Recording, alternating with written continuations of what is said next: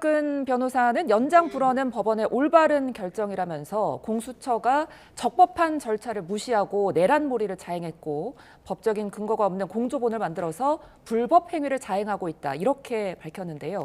변호사님 어떻게 들으셨습니까? 우선 지금 이 발표 내용은 결국에는 이 형사사건 그리고 그중에서도 이 구속 연장 불허만 거기에만 관련해서 이야기가 나오는 것이 아니라 결국에는 전반적인 모든 상황, 이 형사사건 그리고 그것뿐만 아니라 헌법재판, 탄핵사건 그리고 그 밖에는 또 뭐 이재명 대표에 대한 그런 사건들 모두 종합해서 그동안 있었던 모든 주장들에 대해서 이번 시점을 계기로 이 전부 다시 한번 주장을 하고 또 강조를 하는 상황으로 보입니다. 아무래도 그동안 이런 절차적인 문제들을 지적을 해왔지만 뭐 법원 등에서 거기에 윤 대통령의 입장에 맞는 그런 결론이 나지 않았는데 지금 적어도 이 상황에서 그러니까 중앙지법에서 영장 기한을 연기하지 않은 이 시점을 상당히 중요한 전환점이라고 보고 이런 자세한 내용들을 다시 한번 강변한 거 아닌가 이렇게 생각이 됩니다.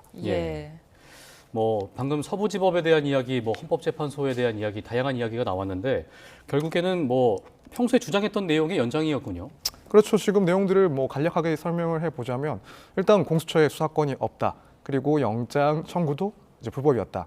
관할도 맞지 않고 서부지법에서는 그럼에도 불구하고 불법적인 영장을 내주었다. 그리고 이런 불법적인 영장에 이제 집행되는 그런 과정들도 불법이었고 또 중간에는 뭐 공간 출입 이런 것도 당연히 불법에 해당하고 또 5호 경비단의 그런 공무서 위조 혐의 그런 의혹들 이런 점들도 있다.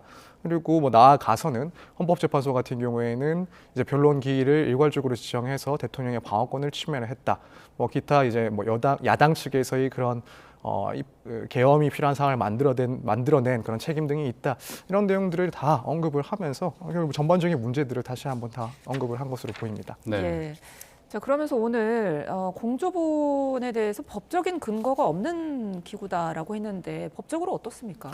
사실 여기 명확한 근거가 저도 없는 것으로 알고 있긴 합니다. 어쨌든 이건 수사의 한 방식이라고 보고 뭐 이런 근거가 없다 하더라도 수사에 필요하다면 관련된 기관들이 협력을 해서 수사의 한 방식으로 진행을 하는 것으로 알고 있습니다. 뭐 규정이 있다 하더라도 명확하게 다 조직이나 이런 구성들이 설정이 되지는 않은 것으로 보이는데 이 주장 역시도 사실은 이전부터 한 번씩 나오고 있던 얘기입니다. 그렇기 때문에 법적 근거 없는 수사기관에서의 수사다라는 비판을 윤 대통령 측에서는 했었고 이 점 역시도 오늘 다시 한번 언급을 한 사항이네요.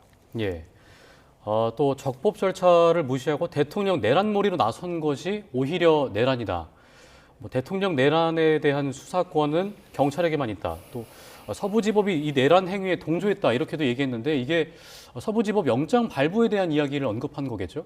네, 그런 것 같습니다. 결국에는 서부지법에서는 이 사건에 대해서 관할도 없는 공수처의 영장 청구를 받아들였고 또 한편으로는 공수처가 영장 청구를 하더라도 중앙지법에 청구를 했어야 되는데 그걸 무시하고 서부지법에서는 그걸 받아들이고 결국에는 인용을 했다. 청구를 받아들이고 발부를 했다. 이러한 주장으로 보입니다. 그래서 뭐 이런 모든 행위에 내란에 해당을 하고 법원 역시도 여기에 동조했다라는 그런 주장으로 읽혀집니다. 자, 헌재 관련해서도 이야기를 했는데요. 주 2회 변론을 진행해서 방어권을 침해했다. 단기간의 심리로 물러나게 하려는 반헌법적인 행위다. 이렇게 주장을 했거든요. 이 부분은 어떻게 들으셨어요? 사실 이 부분도 뭐 그전부터 이제 변론 기일이 일괄적으로 지정되면서 그것은 대통령의 방어권을 지나치게 침해하는 것이다. 조금 더 여유가 필요하다. 또 변호사들의 입장에서도 뭐 이런 촘촘한 기일을 모두 준비할 수가 없다라는 주장을 하면서 나왔던 얘기긴 합니다. 다만 이제 헌법재판소에서도 여기에 대해서 의견을 밝혔고 또 한편으로는 이제 과거의 사례들이 비춰봤을 때 이 박근혜 전 대통령의 예를 들자면 일주일에 2번 혹은 뭐 많으면 3번도 변론기일이 지정이 돼서 진행이 됐었습니다. 그렇기 때문에 이런 과거의 전례를 봤을 때는 사실 뭐 지금 상황에서의 이런 반복된 주장이 뭐 얼마나 타당한지에 대해서는 뭐 여러 시각이 있을 수 있다 이렇게 생각이 됩니다. 그리고 또 이야기가 나왔던 것들이 검찰이 공수처를 수사해야 된다 이런 내용이 있었어요. 이 부분은 어떻게 들으셨습니까?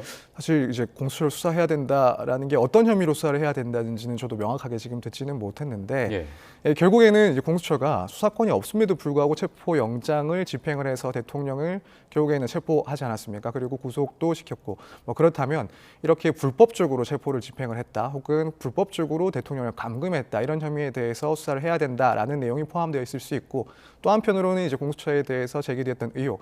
그러니까 이제 제 2차 영장 집행을 하면서 5호 경비대로부터 그 문서를 받았을 때 뭐 이른바 쪽지 공문서, 쪽지 그런 공문 이런 의혹들이 있었지 않습니까? 예. 여기에 대해서는 이런 거죠? 네, 그렇습니다. 예. 그래서 여기서는 권한 없는 그런 공수처가 사실상 이 문서를 작성을 해서 공문서를 위조한 것이다라는 그런 주장도 있었고, 따라서 여기에 대한 혐의도 조사를 해야 된다라는 내용이 포함됐을 수도 있습니다. 또한 영장 집행 자체가 불법이었기 때문에 이 군사 기밀 구역에 해당을 하는 이 대통령의 관저를 들어간 건 역시 또 관련 법규에 위반이다라는 주장도 있었기 때문에 이런 것들을 다 이제 검찰에서는 범죄라고 보고 수사를 해야 된다 이런 입장으로 보입니다. 예. 예. 자, 며칠 전 있었던 헌재에서 4차 변론 기일. 자, 이 부분도 좀 짚어보죠. 자, 김용현 전 장관이 나왔습니다. 윤 대통령 측의 증인 요청으로 이루어진 건데요.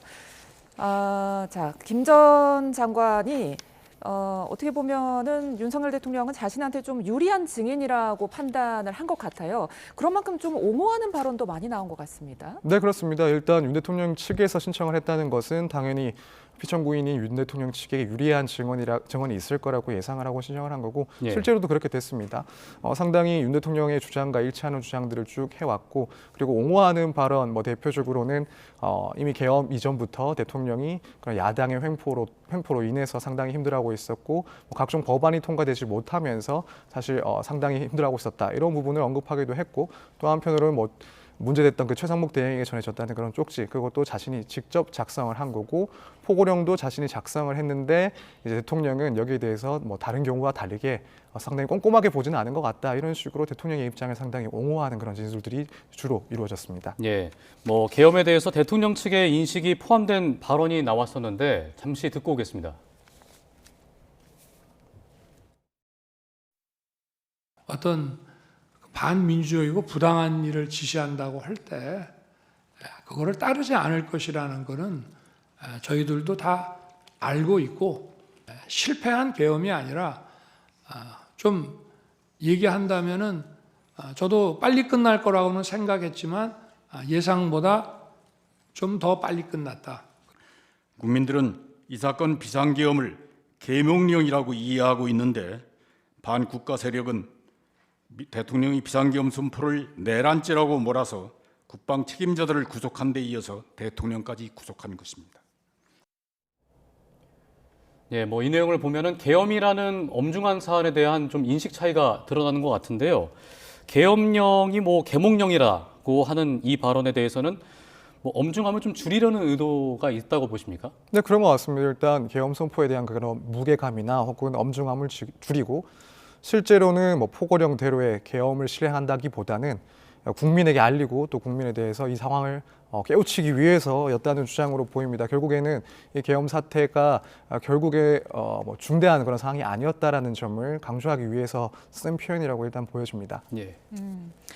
자, 그런데 이번에 김 전 장관이 어떻게 보면은 좀 유리하게 윤 대통령 측에 대해서 유리한 어떤 발언들을 많이 했잖아요. 그러니까 이 출석에 앞서서 대통령과 김 전 장관 모두 구속된 상태인데 말을 맞추기는 힘들었을 것 같거든요.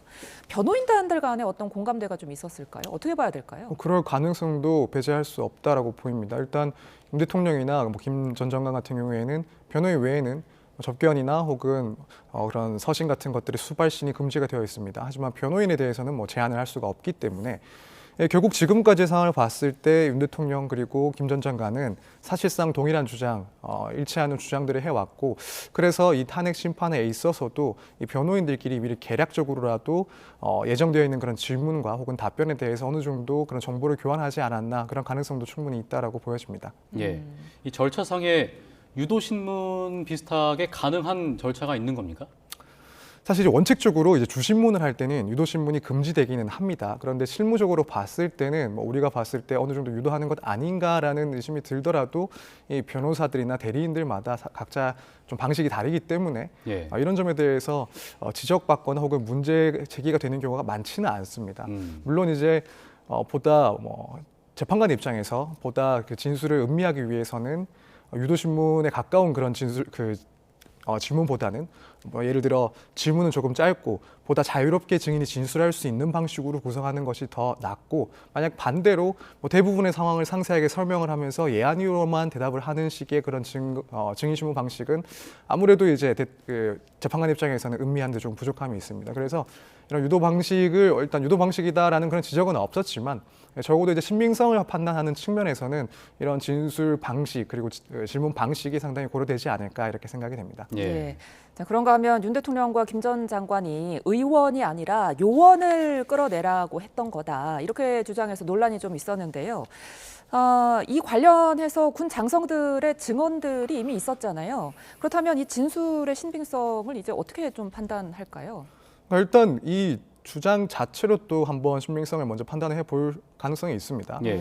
일단 사안의 당시에 그런 사안의 엄중함을 고려했을 때 과연 이러한 지시에서 소통 간에 착오가 있을 수가 있는가, 요원을 의원이라고 잘못 이해할 수가 있는가, 여기에 대해서 일단 그 자체로 신빙성이 있는지를 조금 판단을 해 볼 것이고, 말씀하신 것처럼 지금 각 사령관들은 직접적으로 이런 의원들을 끌어내라는 진술을 들었다, 그런 지시를 들었다라고 주장을 해오고 있는 상황입니다. 그렇다면 앞으로 이제 증인신문에서도 마찬가지로 이 내용들을 반복해서 증언을 할 것으로 예상이 되는데, 그렇다면 이제 이 각 사령관들 혹은 관련자들의 진술 내용이 얼마나 구체적인가, 얼마나 상세하고 또 계속해서 일관되고 있는가, 이걸 평가를 할 겁니다. 그렇다면은 결국 이 김 전 장관 측의 그런 진술과 비교를 했을 때 어느 쪽이 더 신빙성이 있는지를 비교하면서 결국 판단을 할 것으로 보입니다. 예. 예, 알겠습니다. 오늘 말씀은 여기까지 듣겠습니다. 지금까지 서정빈 변호사와 함께했습니다. 오늘 말씀 고맙습니다. 고맙습니다. 감사합니다.